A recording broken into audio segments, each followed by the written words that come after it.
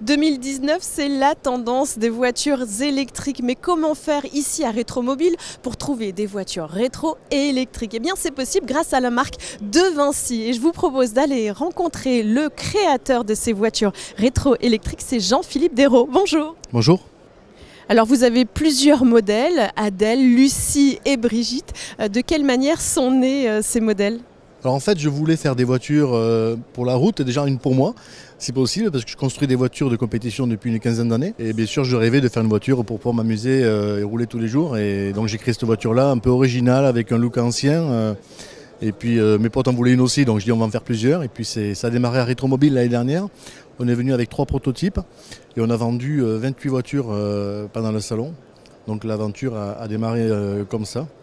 Et on lance une production cette année de 200 voitures. Au niveau technique, elle fonctionne de quelle manière? Avec du 220 classique, une prise à la maison.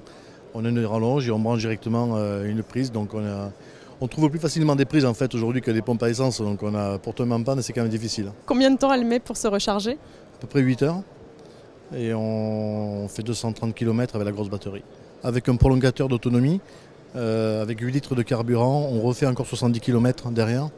Donc on arrive pratiquement à 300 km aujourd'hui en autonomie, ce qui est largement suffisant pour passer un week-end et s'amuser. La limite pour garder un peu de courant à 100 km/h, la voiture est homologuée en quadricycle lourd, donc pas du tout faite pour aller sur l'autoroute par exemple, mais tout ce qui est national, etc. Donc 100 km/h est largement suffisant avec cette voiture. Des voitures électriques rétro, mais avec des finitions haut de gamme.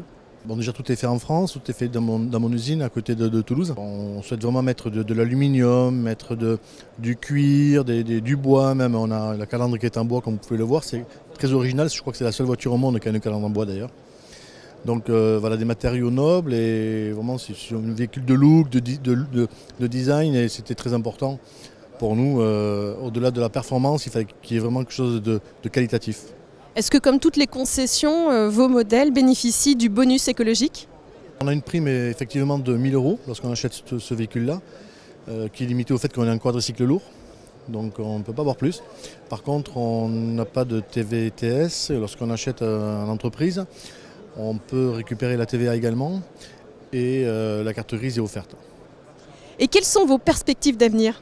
On a prévu de fabriquer 200 voitures cette année, donc c'est vraiment des séries limitées, on n'en fera pas beaucoup. On veut vraiment mettre beaucoup d'attention sur les finitions et la qualité des produits. Donc pour l'instant pour l'Europe c'est 200 voitures en 2019 et ça sera peut-être un peu moins encore pour 2020. Jean-Philippe Desraux, merci beaucoup. Merci à vous aussi.